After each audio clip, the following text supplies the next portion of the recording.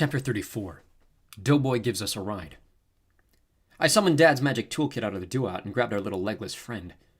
Doughboy, we need to talk. Doughboy opened his wax eyes. Finally! You realize how stuffy it is in there? At last you've remembered that you need my brilliant guidance. Actually, we need you to become a coat, just for a little while. His tiny mouth fell open. Do I look like an article of clothing? I am the Lord of all knowledge, the mighty... I smashed him in my jacket, wadded it up and threw it on the pavement and stepped on it. Zia, what's that spell? She told me the words and I repeated the chant. The coat inflated and hovered in front of me. It brushed itself off and ruffled its collar. If coats can look indignant, then this one did. Sadie eyed it suspiciously. Can it drive a lorry with no feet for the pedals? Well, this shouldn't be a problem, Zia said. It's a nice long coat. I sighed with relief. For a moment I'd imagined myself having to animate my pants, too. I could get a bit awkward. Drive us to Phoenix, I told the coat. The coat made a rude gesture at me, or at least it would have been rude if the coat had hands. Then it floated into the driver's seat. The cab was bigger than I thought. Behind the seat was a curtained area with a full-size bed, which Sadie claimed immediately. I'll let you and Zia have some quality time, she told me. Just, the two of you and your coat. She ducked behind the curtains before I could smack her. The coat drove us west on I-10 as a bank of dark clouds swallowed the stars. The air smelled like rain.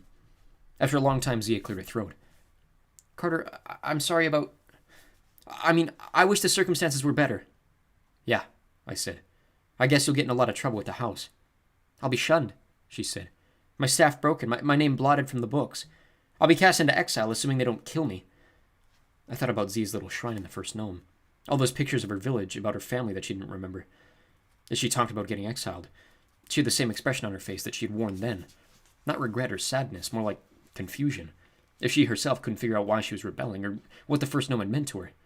She'd said Iskandar was like her only family, and now she had none. Well, you could come with us, I said. She glanced over. We were sitting close together, and I was very aware of her shoulder pressing against mine.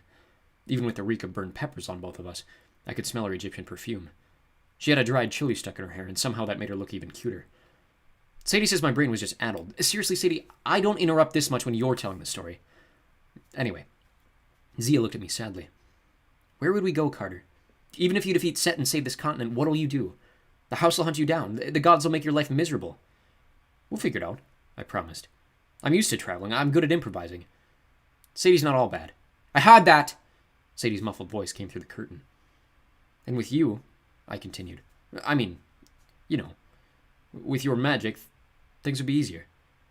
Zia squeezed my hand, which sent a tingle up my arm. You're kind, Carter, but you don't know me. Not really. I suppose Iskandar saw this coming. What do you mean? Zia took her hand away, which kind of bummed me out. When Desjardins and I came back from the British Museum, Iskandar spoke to me privately. He said I was in danger. He said he would take me somewhere safe, and... Her eyebrows knit together. That's odd. I don't remember. A cold feeling started gnawing on me. Wait, did he take you somewhere safe? I think so.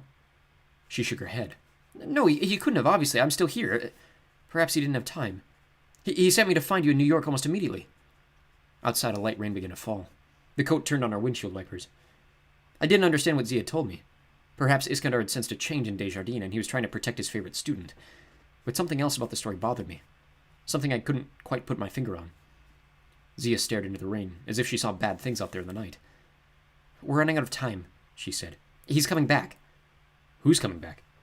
She looked at me urgently. The thing I need to tell you, the thing you need, it's Set's secret name. The storm surged. Thunder crackled and the truck shuddered in the wind. Hold on, I stammered. How could you know Set's name? How did you even know we needed it? Well, you stole Desjardins' book. Desjardins told us about it. He said it didn't matter. He said you could not use the spell with Set's secret name. It's impossible to get. So how do you know it? Thought said it could only come from Set himself, or from the person... My voice trailed off as a horrible thought occurred to me. Or from the person closest to him. Zia shut her eyes as if in pain. I can't explain it, Carter. I just have this voice telling me the name. The fifth goddess, I said. Nephthys. You were there too at the British Museum. Zia looked completely stunned. No, that's impossible. Iskandar said you were in danger. He wanted to take you somewhere safe. That's what he meant. You're a godling. She shook her head stubbornly. But he didn't take me away. I'm right here. If I were hosting a god, the other magicians of the house would have figured it out days ago. They know me too well. They would have noticed the changes in my magic. Desjardins would have destroyed me. She had a point, but then another terrible thought occurred to me. Unless Set is controlling him, I said. Carter, are you really so blind? Like, Desjardins is not Set. Because you think it's Amos, I said. Amos, who risked his life to save us. Who told us to keep going without him. Besides, Set doesn't need a human form. He's using the pyramid.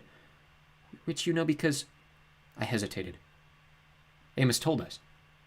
Well, this is getting us nowhere, Zia said. I know Set's secret name, and I can tell you, but you must promise you will not tell Amos. Oh, come on. Besides, if you know the name, why can't you just use it yourself? She shook her head, looking almost as frustrated as I felt. I don't know why. I just know it's not my role to play. It must be you or Sadie, blood of the pharaohs. If you don't...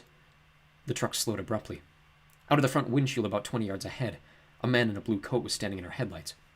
It was Amos. His clothes were tattered like he'd been sprayed with a shotgun, but otherwise he looked okay. Before the truck had even stopped completely, I jumped out of the cab and ran to meet him. Amos! I cried. What happened? I distracted Sekhmet, he said, putting a finger through one of the holes in his coat. For about 11 seconds. I'm glad to see you survived. There was a salsa factory, I started to explain, but Amos held up his hand. Time for explanations later, he said. Right now we have to get going. He pointed northwest, and I saw what he meant. The storm was worse up ahead. A lot worse. A wall of black blotted out the night sky, the mountains, the highway, as if it would swallow the whole world. Set's storm is gathering, Amos said with a twinkle in his eyes. Shall we drive into it?